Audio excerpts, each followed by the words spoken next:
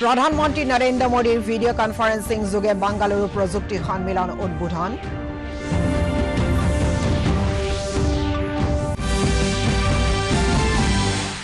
তিনিচুকীয়া আৰু শিৱসাগৰৰ বিভিন্ন কাৰ্যসূচীত মুখ্যমন্ত্ৰী সৰ্বানন্দ সোণোৱালৰ অংশগ্ৰহণ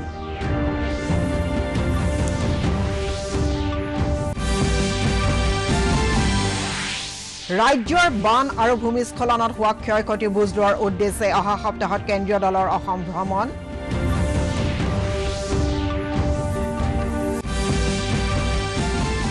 আৰু ৰাজ্যত কোভিড আক্ৰান্তৰ আৰোগ্যৰ হাৰ ৯৮% অতিক্ৰম সমগ্ৰ দেশত আৰোগ্যৰ হাৰ ৯৩.58%। নমস্কাৰ পুৱাৰ বাতৰিলৈ স্বাগতম ষ্টুডিঅ'ত মই জুলি শৰ্মা বৰুৱা এতিয়া বিতং বাতৰি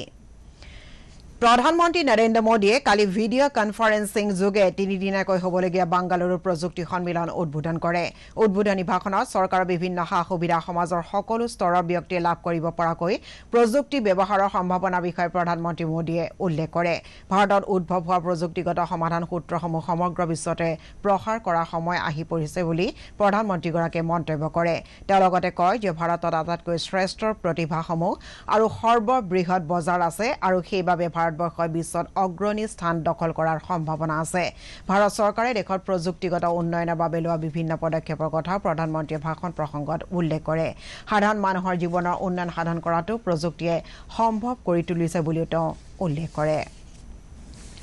Millions of farmers receive monetary support in one click.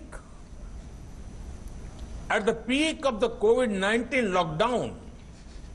it was technology that ensured that India's poor received proper and quick assistance. Digital India is no longer being seen as any regular government initiative. Digital India has become a way of life, particularly for the poor, marginalized, and for those in government. Thanks to Digital India, our nation has witnessed a more human-centric approach to development. বীৰ ৰাঘৱ মৰাণৰ আদৰ্শৰে অনুপ্ৰাণিত হৈ মৰাণ জনগোষ্ঠীৰ নৱপ্ৰজন্মই বিশ্ব জয়ৰ বাবে বাট বুলিব লাগিব বুলি মুখ্যমন্ত্ৰী সৰ্বানন্দ সোণোৱালে মন্তব্য কৰিছে কালি তিনিচুকীয়াৰ মতাপুং অঞ্চলৰ বাৰেকুৰি গাঁৱত আয়োজিত ঐতিহাসিক মুৱামৰীয়া গণ বিপ্লৱৰ প্ৰধান নেতা বীৰ ৰাঘৱ মৰাণ দিৱসৰ লগতে হাপজান বৰনামঘৰা 121 বছৰীয়া জয়ন্তী উদযাপন উপলক্ষে আয়োজিত মুকলি সভাত ভাষণ দি সোণোৱালে এইদৰে কয় তেওঁ কয় যে সমন্বয়ৰ দ্বাৰাহে সমাজ শক্তিশালী হয় আৰু সেই কথাটো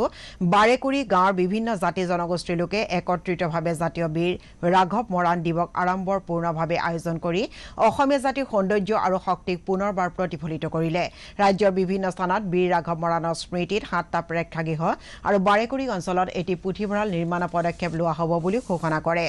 অনুষ্ঠানৰ কেন্দ্ৰীয় খাদ্য সংসাধন দপ্তৰৰ ৰাজ্যিক মন্ত্ৰী ৰামেশ্বৰ তেলী স্থানীয় বিধায়ক সুৰেন ফুকনকে ধৰি বিশিষ্ট ব্যক্তিসকল উপস্থিত থাকে গুৰুসকলৰ শ্ৰীচৰণৰ মূৰদোৱা আশীৰ্বাদ বিচাৰিছিলোঁ আৰু গুৰুসকলে আশীৰ্বাদ দিছিল যে অসমৰ সমাজ জীৱনত নিষ্ঠাৰে কাম কৰাৰ নিমিত্তে বিভিন্ন দায়িত্ব গ্ৰহণ কৰি আগবাঢ়ি যোৱা আৰু সেই গুৰুসকলৰ আশীৰ্বাদ মতে মই এই অভাজনে আজি আপোনালোকৰ সন্মুখত এনেধৰণে থিয় হৈ মনৰ কথা ব্যক্ত কৰাৰ সুবিধা লাভ কৰিছোঁ গতিকে সেইবাবে মই পুনৰবাৰ বৰনামঘৰৰ গুৰুসকলৰ শ্ৰীচৰণত কৌটি কৌটি প্ৰণিপাত যাচিছোঁ আৰু আশীৰ্বাদ বিচাৰিছোঁ যাতে আগন্তুক দিনত অসমৰ বৰাক ব্ৰহ্মপুত্ৰ পাহাৰ ভৈয়ামত বসবাস কৰা বৃহত্তৰ অসমীয়া জাতিটোৱে যেন সকলো সময়তে শান্তিৰে সমন্বয়ৰ দ্বাৰা শক্তিশালী হৈ জীৱন যুঁজত সফলতাৰে আগবাঢ়ি যায় অসম চৰকাৰৰ সাংস্কৃতিক পৰিক্ৰমা বিভাগৰ উদ্যোগত কালিৰ পৰা ঐতিহাসিক নপুখুৰী পাৰাত আৰম্ভ হোৱা বিশ্ব ঐতিহ্য সপ্তাহৰ কেন্দ্ৰীয় কাৰ্যসূচীৰ শুভ উদ্বোধন কৰে মুখ্যমন্ত্ৰী সৰ্বানন্দ সোণোৱালে এই অনুষ্ঠানৰ বুৰঞ্জীবিদ নবীন বৰগোহাঁই কৃষ্ণ কুমাৰ সিংহ ধেমাজিৰ ঘুগুহা দল উন্নয়ন সমিতিক ৰাজ্য চৰকাৰৰ সাংস্কৃতিক সঞ্চালকালয়ে ঐতিহ্য মিত্ৰ সন্মান প্ৰদান কৰে এই বিশ্ব ঐতিহ্য সপ্তাহৰ কাৰ্যসূচী শুভাৰম্ভ কৰি মুখ্যমন্ত্ৰীয়ে কয় যে আহোম ৰাজত্বকালৰ গৌৰৱোজ্জ্বল ইতিহাস সংৰক্ষণৰ বাবে ৰাজ্য চৰকাৰ দায়বদ্ধ অনুষ্ঠানত সাংসদ কামাখ্যা প্ৰসাদ তাছা মন্ত্ৰী কেশৱ মহন্ত যোগেন মোহন আৰু ৰাজ্যৰ মুখ্য সচিব জিষ্ণু বৰুৱাও উপস্থিত আছিল মই আশা ৰাখিছো যে আজি যেটো অনুষ্ঠানৰ বাবে আপোনালোকে আন্তৰিকতাৰে এই মহাস্থানত উপস্থিত থাকি অনুষ্ঠানৰ হোষ্ট বৃদ্ধি কৰাৰ নিমিত্তে উল্লেখযোগ্য বৰঙণি আগবঢ়ালে তাৰ বাবে মই শিৱসাগৰ জিলাৰ মাননীয় সাংবাদিক বন্ধুসকলৰ লগতে কম শ্ৰদ্ধা ৰাইজলৈ আন্তৰিকতাৰে কৃতজ্ঞতা জ্ঞাপন কৰিছো আমি বিশ্বৰ বুকুত অসমৰ মানচিত্ৰখনক জিলিকাই তোলাৰ লক্ষ্য স্থিৰ কৰিছো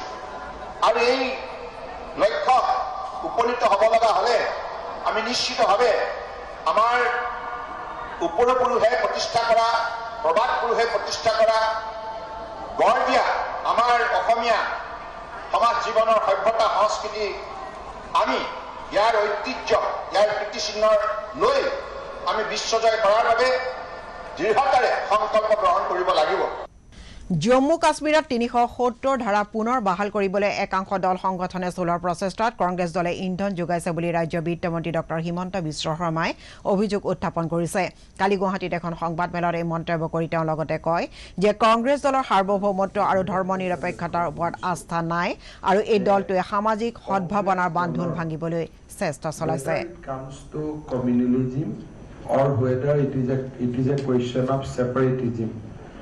Their role in the current political situation is very, very dubious and suspicious. Whether it is in Assam or whether it is in Kashmir, they are playing politics which is dangerous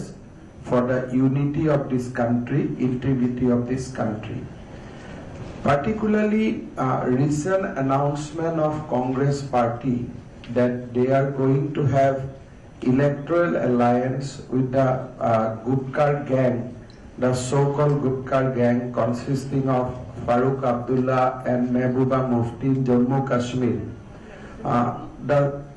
This shows that Congress is gradually inclining towards the separatist forces. Just to give a brief outline, that on October 15, 2020, the National Conference Chief Farooq Abdullah has announced People Alliance for Gupkar Declaration. চলিত বৰ্ষত অসমত বান আৰু ভূমিস্খলনৰ ফলত হোৱা ক্ষয়ক্ষতি বুজ লোৱাৰ উদ্দেশ্যে কেন্দ্ৰীয় চৰকাৰৰ এটা প্ৰতিনিধি দলে অচিৰে অসম ভ্ৰমণ কৰিব এটা চৰকাৰী প্ৰেছ টুকাত এই কথা প্ৰকাশ কৰা হৈছে NDMAৰ সহকাৰী সচিব সন্দীপ পণ্ড্ৰিকৰ নেতৃত্বত আহিবলগীয়া প্ৰথম দলটোৱে 23 নৱেম্বৰত গোৱালপাৰা আৰু বঙাইগাঁও জিলা বান আৰু ভূমিস্খলনৰ ফলত হোৱা ক্ষয়ক্ষতিৰ বুজ ল'ব দ্বিতীয় দলটোৱে অহা 25 নৱেম্বৰত নগাঁও আৰু হুজাই জিলা ভ্ৰমণ কৰি বানৰ ক্ষয়ক্ষতিৰ অধ্যয়ন চলাব কেন্দ্ৰীয় পথ পৰিবহণ আৰু ৰাষ্ট্ৰীয় ঘাইপথ মন্ত্ৰণালয়ে যোৱা 17 নৱেম্বৰত ভাৰত ৰাজপত্ৰত প্ৰকাশ কৰা এক জাননীৰ জৰিয়তে যোৰহাটৰ 715 নম্বৰ ৰাষ্ট্ৰীয় ঘাইপথৰ সংযোগস্থলীৰ পৰা মাজুলী কমলাবাৰী ঘাটত সমাপ্ত হ'বলগীয়া পথছোৱা 715 কে নামেৰে নতুনকৈ নামকৰণ কৰা হৈছে মুখ্যমন্ত্ৰী সৰ্বানন্দ সোণোৱালে কেন্দ্ৰীয় চৰকাৰৰ এই পদক্ষেপে মাজুলী জিলাৰ আৰ্থ-সামাজিক সাংস্কৃতিক পৰিবহণ আদি দিশত যুগান্তকাৰী পৰিৱৰ্তনৰ সূচনা কৰিব বুলি উল্লেখ কৰিছে প্ৰধানমন্ত্ৰী নৰেন্দ্ৰ মোদী নেতৃত্বাধীন কেন্দ্ৰীয় চৰকাৰে লোৱা পদক্ষেপৰ ফলস্বৰূপে সমগ্ৰ উত্তৰ পূৰ্বাঞ্চলৰ লগতে ৰাজ্যখনৰ পথ ৰেল জলপথ আকাশী পথ আদিৰ উন্নয়নে বিশেষ মাত্ৰা লাভ কৰিবলৈ সক্ষম হৈছে বুলিও মুখ্যমন্ত্ৰীয়ে লগতে কয় কেন্দ্ৰীয় স্বাস্থ্য মন্ত্ৰী ডক্টৰ হৰ্ষবৰ্ধনে অহা কেইমাহ মানৰ ভিতৰতে দেশৰ জনসাধাৰণক কোভিড-19 প্ৰতিষেধক দিব পৰা যাব বুলি আশা প্ৰকাশ কৰিছে এই প্ৰতিষেধক বিতৰণৰ বাবে এক নীতি নিৰ্দেশনা প্ৰস্তুত কৰা হৈছে বুলি তেওঁ লগতে কয় এই প্ৰতিষেধক 65 বছৰ বয়সৰ ঊৰ্ধ্বৰ ব্যক্তিসকলক দিয়া হ'ব বুলি তেওঁ উল্লেখ কৰে অহা বছৰ জুলাই আৰু আগষ্ট মাহৰ ভিতৰত কোভিড-19ৰ আনুমানিক 400ৰ পৰা 500 নিযুত পালি প্ৰতিষেধক সহজলভ্য হ'ব আৰু প্ৰথম অৱস্থাত 30ৰ পৰা 35 কোটি লোকক দিব পৰা যাব বুলি আশা কৰা হৈছে অসমত কোভিডৰ পৰা আৰোগ্যৰ হাৰ 98.02% বৃদ্ধি পাইছে স্বাস্থ্য মন্ত্ৰী ডক্টৰ হিমন্ত বিশ্ব শৰ্মাই টুইটযোগে সদৰি কৰা অনুসৰি ৰাজ্যত কোভিডৰ পৰা আৰোগ্য হোৱা লোকৰ সংখ্যা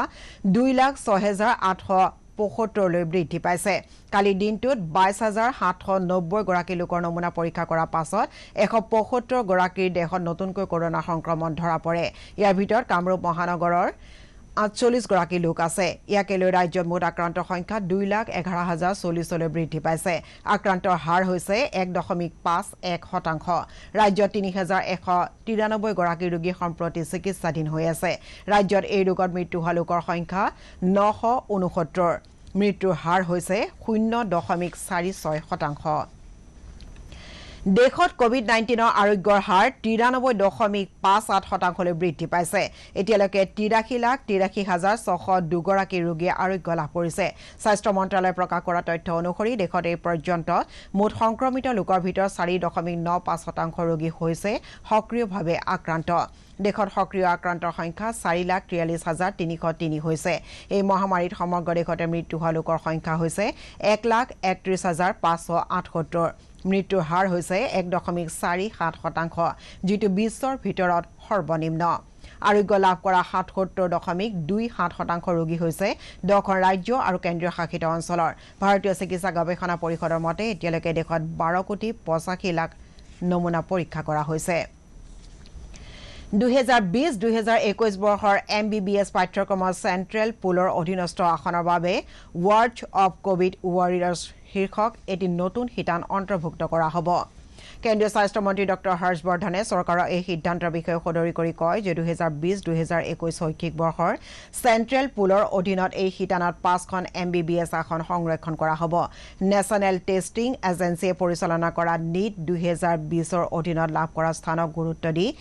MCC অৰ্থাৎ মেডিকেল কাউন্সিল কমিটিয়ে অনলাইন আবেদনৰ ওপৰত ভিত্তি কৰি প্ৰাৰ্থীসকলক বাছনি কৰিব কোভিড যোদ্ধাসকলে কোভিড ৰোগীসকললৈ আত্মোৎসৰ্গৰ মনোভাৱেৰে আগবঢ়োৱা চিকিৎসা সেৱাক সন্মান জনাই এই সিদ্ধান্ত লোৱা বুলি কেন্দ্ৰীয় স্বাস্থ্য মন্ত্ৰীগৰাকীয়ে উল্লেখ কৰে যিসকল কোভিড যোদ্ধাই কোভিড-19ত আক্ৰান্ত হৈ অথবা কোভিড-19 সংক্ৰান্তীয় দায়িত্ব পালন কৰি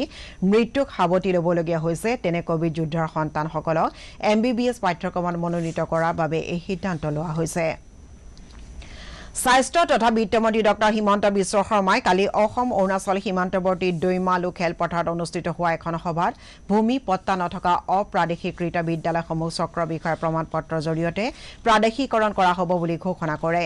ইয়াৰ পিছতে বিশ্বনাথ জিলাত 12 কোটি টকা ব্যয় সাপেক্ষ নিৰ্মাণ হ'বলগীয়া গহপুৰ বৰঙাবাৰী GNM নাৰ্ছিং বিদ্যালয় আৰু পেৰামেডিকেল কলেজৰ আধাৰশিলা স্থাপন কৰে আধাৰশিলা স্থাপনৰ মন্ত্ৰীগৰাকীয়ে গহপুৰৰ স্বাধীনতা সেনানী কনকলতা বৰুৱাৰ স্মৃতিত এখন ৰাজ্যিক বিশ্ববিদ্যালয় স্থাপন কৰাৰ কথা ঘোষণা কৰে ইফালে মন্ত্ৰীগৰাকীয়ে লকডাউনত ক্ষতিগ্ৰস্ত হোৱা মহাবিদ্যালয় বিশ্ববিদ্যালয়ৰ 3,50,000 দৰিদ্ৰ ছাত্ৰ ছাত্ৰীৰ বেংক একাউণ্টত 1,500 টকাকৈ দিয়াৰ কথাও ঘোষণা কৰে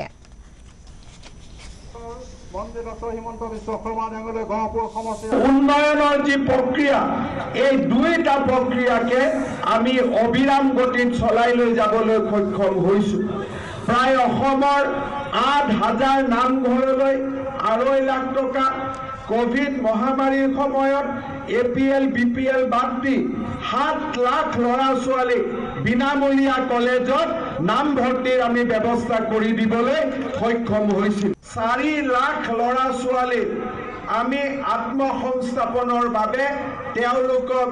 বেংকৰ লগত কোনো ধৰণৰ সম্পৰ্ক নথকাকৈ চৰকাৰৰ পৰা পোনে পোনে ৰাষ্ট্ৰীয় একতা আৰু জনসাধাৰণৰ মাজত থকা সম্প্ৰীতিৰ শক্তিক আৰু অধিক শক্তিশালী তথা আগুৱাই নিয়াৰ উদ্দেশ্যৰে উত্তৰ পূব সীমান্ত ৰেলৱে কালিৰে পৰা অহা 25 নৱেম্বৰলৈ সাম্প্ৰদায়িক সমৃদ্ধি সপ্তাহ উদযাপন আৰম্ভ কৰিছে পুৰণি পৰম্পৰা সংস্কৃতি সহিষ্ণুতা আৰু ভাতৃত্ববোধৰ মূল্যবোধৰ ক্ষেত্ৰত থকা বিশ্বাসক শক্তিশালী কৰাই হৈছে এই উদযাপনৰ লক্ষ্য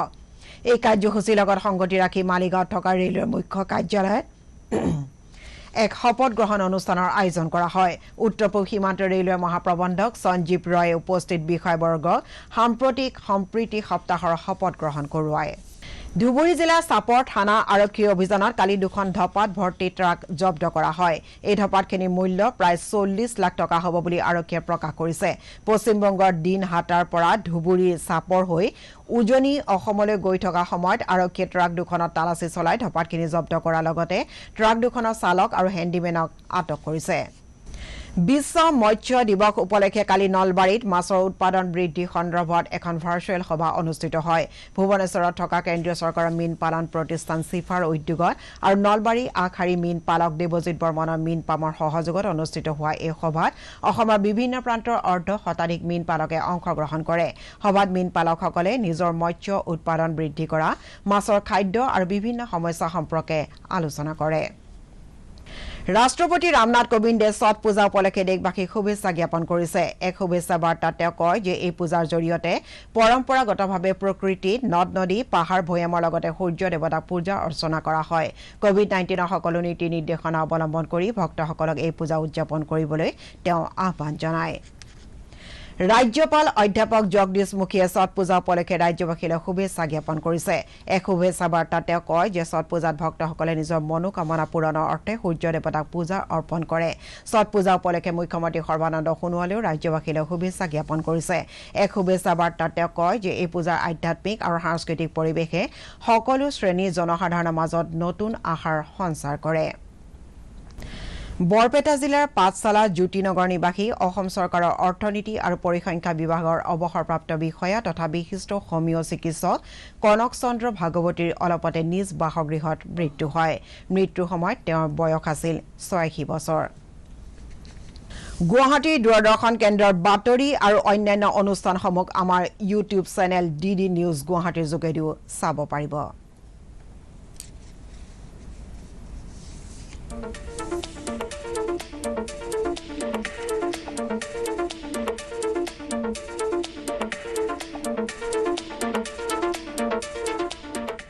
বাতৰি শেষ হোৱাৰ আগতে প্ৰধান বাতৰিসমূহ আকৌ এবাৰ প্ৰধানমন্ত্ৰী নৰেন্দ্ৰ মোদীৰ ভিডিঅ' কনফাৰেন্সিং যোগে বাংগালুৰু প্ৰযুক্তি সন্মিলন উদ্বোধন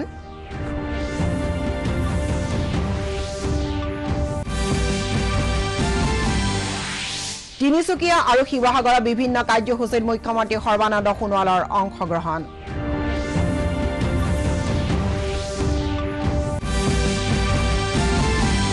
ৰাজ্যৰ বান আৰু ভূমিস্খলনত হোৱা ক্ষয়ক্ষতিৰ বুজ লোৱাৰ উদ্দেশ্যে অহা সপ্তাহত কেন্দ্ৰীয় দলৰ অসম ভ্ৰমণ